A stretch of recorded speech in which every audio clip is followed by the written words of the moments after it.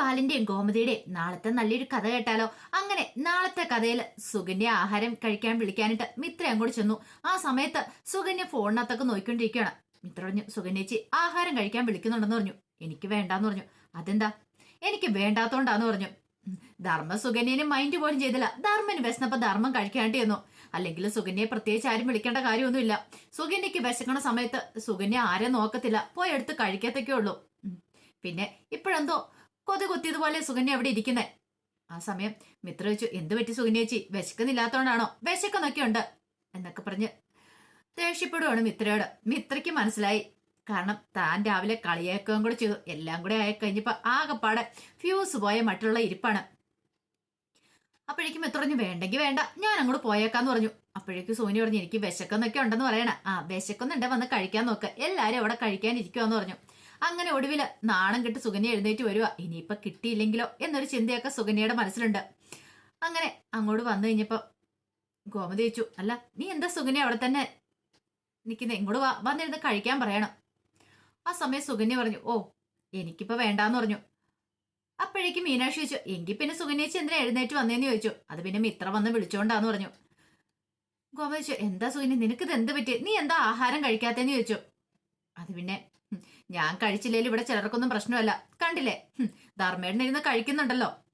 ഭാര്യയ്ക്ക് വേണോന്ന് പോലും ചോദിച്ചില്ല. ധർമ്മം ചോദിച്ചു, അല്ല ഞാൻ പറഞ്ഞല്ലായിരുന്നോ നിന്നോട് കഴിക്കാൻ വരാനായിട്ട്? ഓ അപ്പൊ നീ എവിടെ ഇരുന്നല്ലേ?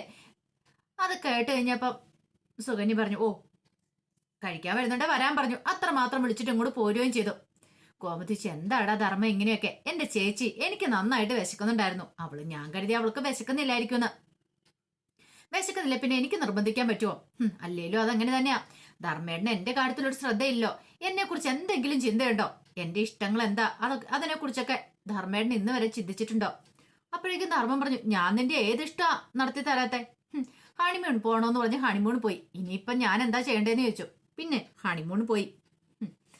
ഇത്രയൊക്കെ ആയിട്ട് ഇവിടെ വന്നിട്ട് എന്നെ പുറത്തെവിടെയെങ്കിലും അങ്ങനെ കൊണ്ടുപോയിട്ടുണ്ടോന്ന് ചോദിച്ചു. അപ്പോഴേക്കും മിത്ര ചോദിച്ചു, അല്ല ഈ കഴിഞ്ഞ ദിവസമല്ലേ ഹണിമൂൺ ട്രിപ്പ് പോയിട്ട് വന്നേ? അതങ്ങനെയല്ലേ, പക്ഷെ എന്നാലും ഇടയ്ക്കൊക്കെ ഒന്ന് പുറത്തു കൊണ്ടോണ്ടേ? ഒരു സിനിമ കാണാൻ പോയിട്ടുണ്ടോ? അത് കേട്ടപ്പോ ധർമ്മം പറഞ്ഞു, അതിന് ഇവിടെ ആരും അങ്ങനെ സിനിമ കാണാറൊന്നും പോവാറില്ലെന്ന് പറഞ്ഞു. ഇവിടെ ആരും സിനിമ കാണാൻ പോവാറില്ലേ? എന്റെ വീട്ടിലൊക്കെ ആയിരിക്കണം. ഞാൻ ആഴ്ചയിൽ ഒരു സിനിമ വെച്ച് കണ്ടോണ്ടിരുന്ന. ഇവിടെ വന്നതിന് ശേഷം സിനിമയ്ക്ക് പോയിട്ടില്ല. തൊട്ടടുത്തൊരു ബീച്ചുണ്ട്, ആ ബീച്ചിൽ പോലും ഇതിനായിട്ടൊന്നും പോകാൻ പറ്റിയിട്ടില്ല. അങ്ങനെ ധർമ്മനെ കുറിച്ചുള്ള ഓരോ പരാതികളും പരിഭവങ്ങളും പറയണം. എല്ലാം കേട്ട് കഴിഞ്ഞപ്പോ ബാലൻ ധർമ്മനോട് പറഞ്ഞു, എടാ ധർമ്മ, നീ ഒരു കാര്യം ചെയ്യാ, സുകന്യയും കൊണ്ട് നാളെ ഒരു സിനിമയ്ക്ക് പോകാൻ പറയണം. ധർമ്മം പറഞ്ഞു, അത് പിന്നെ അളിയാ, കടയിലൊക്കെ തിരക്കുള്ള സമയമാണെങ്കിൽ സിനിമയ്ക്ക് പോകാൻ സമയമുണ്ടോ? അതൊന്നും സാരമില്ല. അപ്പോഴേക്കും ഗോമതി പറഞ്ഞു, എടാ ധർമ്മ, കല്യാണം കഴിഞ്ഞ അപ്പൊ ഭാര്യയുടെ കാര്യങ്ങളെ കുറച്ചൊക്കെ നോക്കണം. അല്ലാതെ ഇനിയിപ്പൊ കട എന്നും പറഞ്ഞിരുന്നിട്ട് കാര്യമില്ല. സുകന്യ പറഞ്ഞു, അങ്ങനെ അങ്ങോട്ട് പറഞ്ഞു കൊടുക്കേച്ചി കാര്യങ്ങളൊക്കെ. ധർമ്മേട്ടനൊന്നും അറിയത്തില്ലാത്ത പോലെ ചില സമയത്തെ പെരുമാറ്റം. എന്നോട് ഒരു സ്നേഹവും ഇല്ലാന്ന് പറഞ്ഞു. അപ്പോഴേക്ക് ശ്രീദേവി പറഞ്ഞു, അതെ സുകന്യേച്ചിയോട് സ്നേഹം ഇല്ലാത്തോണ്ടല്ല, സ്നേഹമൊക്കെ ഉണ്ട്. മാമന് എല്ലാരോടും ഇവിടെ കാര്യം തന്നെയാ. എല്ലാവർക്കും മാമനെയും കാര്യമാ. മാമൻ നല്ല സ്നേഹമുള്ള കൂടത്തില. അതൊക്കെ സുകന്യേച്ചിയുടെ തോന്നല് മാത്രമാന്ന് പറഞ്ഞു. സുകന്യ പറഞ്ഞു, പിന്നെ ഇവിടെയുള്ള എല്ലാവരും കാണിക്കുന്ന സ്നേഹത്തിന്റെ 4 അംശം പോലും എനിക്ക് തരുന്നില്ല എന്ന് പറഞ്ഞു. ധർമ്മൻ ഇങ്ങനെ അന്താളിപ്പോടെ ഇരിക്കുവാണ്. അപ്പോഴേക്കും ആകാശിച്ചു, സത്യമാണോ മാമാന്ന് ചോദിച്ചു. എടാ ഒന്ന് പോടാ അവിടുന്ന്, കള്ളത്തരം പറയണേ. നിനക്കറിയാലോ എന്റെ കാര്യം. ഞാൻ അങ്ങനെയൊക്കെ ചെയ്യുമെന്ന് നിനക്ക് തോന്നുന്നുണ്ടോ? അങ്ങനെയൊന്നും ചെയ്യുമെന്ന് തോന്നുന്നില്ല, അങ്ങോട്ട് പറഞ്ഞാന്ന് പറഞ്ഞു. പിന്നീട് കോമതി പറഞ്ഞൊരു കാര്യം ചെയ്യാം, അവളെ ഇടയ്ക്കൊക്കെ ഒന്ന് പുറത്ത് കൊണ്ടുപോകണമെന്ന് പറയാം. മീനാക്ഷി പറഞ്ഞു, അത് ശരിയാ, കല്യാണം കഴിഞ്ഞാൽ പിന്നെ ഇടയ്ക്കൊന്ന് പുറത്തൊക്കെ പോകണമല്ലോ എന്ന് പറഞ്ഞു. അങ്ങനെ ആ കാര്യത്തിൽ ഒരു തീരുമാനമായി. അങ്ങനെ സുകന്യ ആഹാരം കഴിച്ചു മുറിയിലേക്ക് വന്നു കഴിഞ്ഞപ്പോ ധർമ്മം ചോദിച്ചു, നീ എന്തിനാ സുകന്യെ അളിയന്റെ ഒക്കെ കേൾക്ക വെച്ച് അങ്ങനെയൊക്കെ പറഞ്ഞത്? ഞാൻ നിന്നെ ഒരിടത്തും കൊണ്ടുപോകുന്നില്ല, നിന്റെ കാര്യങ്ങളൊന്നും ശ്രദ്ധിക്കുന്നില്ല എന്ന്. ശരിക്കും പറഞ്ഞാല് നിന്നോട് സംസാരിക്കാൻ വരാൻ തന്നെ എനിക്ക് പേടിയാ. എന്തിന്? അതെങ്ങനെയാ? നിന്നോട് സംസാരിക്കാൻ വന്നിട്ടുണ്ടെങ്കിൽ നീ കടിച്ചു കയറാൻ വരുന്നല്ലേ വരുന്നേ. ഒന്ന് സ്നേഹത്തോടെ സംസാരിക്കാൻ വന്നാൽ നിനക്ക് ഇഷ്ടപ്പെടത്തില്ല. ഓ അതാണോ? അത് പിന്നെ ധർമ്മേട്ടാ, നമ്മൾ ഇങ്ങനെയൊക്കെ ജീവിച്ചാൽ മതിയോ? എനിക്ക് ഒത്തിരി ആഗ്രഹങ്ങളൊക്കെ ഉണ്ട്. എന്താഗ്രഹങ്ങള്? ധർമ്മേട്ടൻ വലിയൊരു ബിസിനസ്സുകാരനാവണമെന്ന്. ഓ തുടങ്ങി. ഇതൊക്കെയാ ഞാൻ പറഞ്ഞു നിന്നോട് സംസാരിക്കാൻ കൊള്ളില്ലാന്ന്. അതെ, തൽക്കാലത്തേക്ക് ഇപ്പൊ ബിസിനസ്സുകാരനാണെന്ന് ഞാൻ ചിന്തിക്കുന്നില്ല. ധർമ്മേട്ടൻ ഒരു കാര്യം ചിന്തിച്ചോ? ആ ശ്രീദേവിയുടെ വീട്ടുകാര് അച്ഛനും അമ്മയ്ക്ക് എത്ര പൈസക്കാരാ, ഇഷ്ടം പോലെ ബിസിനസ്സും കാര്യങ്ങളൊക്കെ അല്ലേ ഉള്ളത്. അതുപോലെ ഒരു ബിസിനസ്സുകാരനാവണമെന്ന് ധർമ്മേണ്ണ ആഗ്രഹമില്ലെന്ന് ചോദിച്ചു. അതെ, ശ്രീദേവിയുടെ വീട്ടുകാരെ പോലെയല്ല ഇവിടെ ഉള്ളവര്, അറിയാലോ. അതുകൊണ്ട് ഇനിയിപ്പൊ അതിനെക്കുറിച്ച് നീ ചിന്തിക്കണ്ട. ഓ, ഇപ്പൊ ഞാൻ എന്തെങ്കിലും പറയുമ്പോഴാ പ്രശ്നം. പൈസ ഇല്ലാത്തോണ്ടല്ലേ ധർമ്മേട്ടനെ ഒരിടത്തും കൊണ്ടാത്തെ, എനിക്കറിയാന്ന് പറഞ്ഞു. ധർമ്മം പറഞ്ഞു, അന്നെ അത്രയ്ക്ക് അങ്ങോട്ട് കളിയാക്കൊന്നും വേണ്ട. അത്യാവശ്യം പൈസയും കാര്യങ്ങളൊക്കെ എൻ്റെ കയ്യിലുണ്ട്. പിന്നെ ദൂർത്തടിച്ച് കളയാനില്ലെന്നുള്ളൂ. ഇവിടെ അല്ലേലും അധികം ആരും അങ്ങനെ ദൂർത്തടിച്ച് കളയാറൊന്നുമില്ല.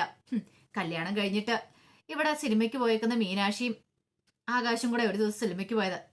ഒരു ദിവസം സിനിമയ്ക്ക് പോയേക്കുന്ന ഇത്രയും കാലങ്ങൾക്ക്. അതെ, ഒരു തവണ മാത്രം. കൊള്ളാം, നന്നായി. പക്ഷെ എന്റെ പൊന്നോ, വെറുതെ അല്ല. ഈ വീട്ടിൽ കിടന്നിട്ടുണ്ടെങ്കിൽ ഞാനും ഇങ്ങനെയൊക്കെ ചിലപ്പോൾ ആയി മാറും. എത്രയും പെട്ടെന്ന് തന്നെ വീട് മാറാൻ നോക്കണമെന്ന് പറഞ്ഞു. ധർമ്മൻ പറഞ്ഞു, വീട് മാറാനോ? പിന്നല്ലാതെ. ഓ, എനിക്ക് ഇവിടുത്തെ രീതികളൊന്നും ഒട്ടും അങ്ങോട്ട് ഇഷ്ടപ്പെടുന്നില്ല ധർമ്മേട്ടാ. നമ്മൾ തന്നെ തനിച്ചുള്ളൊരു വീട്, അതാ എനിക്കിഷ്ടം. ഞാൻ ധർമ്മേന്റെ കാര്യങ്ങളൊക്കെ നോക്കി അങ്ങനെ പോകുന്നതോടെ എനിക്ക് താല്പര്യം. എനിക്ക് കൂട്ടുകുടുംബത്തിനോട് ഒട്ടും താല്പര്യം എന്ന് പറഞ്ഞു. അത് കേട്ടപ്പോ ധർമ്മം പറഞ്ഞു, ഇതേ സുകന്യെ, അതൊക്കെ ഇപ്പൊ നിനക്ക് തോന്നും. അതെ, 2-3 കുട്ടികളായി കഴിയുമ്പോൾ തോന്നും, ഓ വേണ്ടിയിരുന്നില്ല, മാറേണ്ടിയിരുന്നില്ല. വീട്ടിലാണെങ്കിൽ ആരെങ്കിലും ഒക്കെ ഒന്ന് കുഞ്ഞുങ്ങളെ എടുക്കാനൊക്കെ കണ്ടേനോന്ന്. പിന്നെ കുഞ്ഞുങ്ങള്, ഞാൻ അതിനെക്കുറിച്ച് ഇപ്പൊ ചിന്തിക്കുന്ന പോലില്ല. പിന്നെ എന്തിനാ ധർമ്മേണ്ണ അതിനെക്കുറിച്ചൊക്കെ ചിന്തിക്കണമെന്ന് ചോദിച്ചു. അപ്പൊ ധർമ്മം ചോദിച്ചു, അല്ല അപ്പൊ കുഞ്ഞുങ്ങളെ വേണ്ടെന്നാണോ? പിന്നെ കുഞ്ഞുങ്ങള്, ഇതിനുള്ള ഉത്തരവൊക്കെ ഞാൻ നേരത്തെ തന്നിട്ടുണ്ട്. ഇനിയിപ്പൊ അതിനെക്കുറിച്ച് കൂടുതൽ ചോദ്യം പറച്ചിലൊന്നും വേണ്ടാന്ന് പറഞ്ഞു. അതേ സമയത്ത് ശ്രീദേവി മുറിയിൽ ഇങ്ങനെ ഒരു പുസ്തകം വായിച്ചുകൊണ്ടിരിക്കുമ്പോഴത്തേനും ആനന്ദ് അങ്ങോട്ട് വന്നു. ആനന്ദ് വന്നിട്ട് ശ്രീദേവി ചോദിച്ചു, അല്ല നിനക്ക് എന്തേലും കഴിക്കാൻ ആഗ്രഹം ഉണ്ടെങ്കിൽ എന്നോട് പറഞ്ഞാൽ മതി. എന്ത്?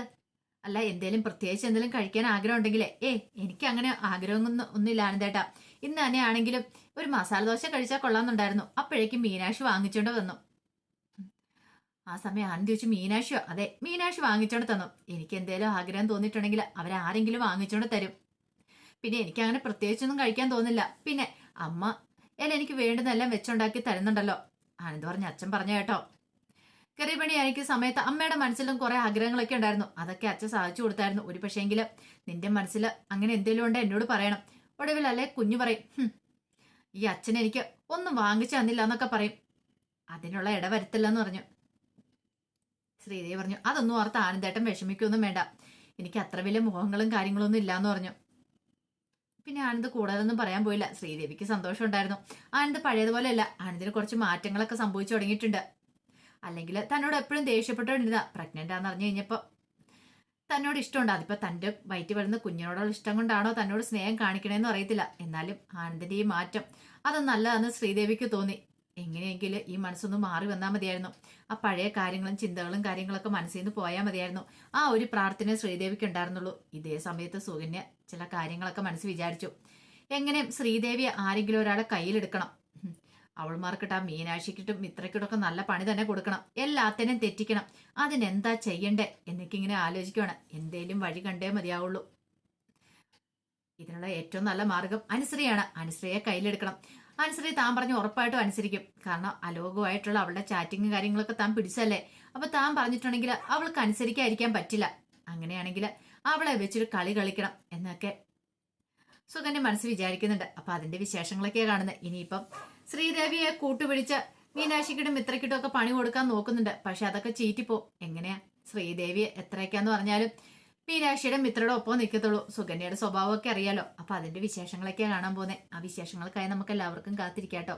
ഒരിക്കൽ കൂടി എല്ലാവർക്കും ശുഭരാത്രി നേർന്നുകൊണ്ട് നിർത്തുന്നു. നന്ദി.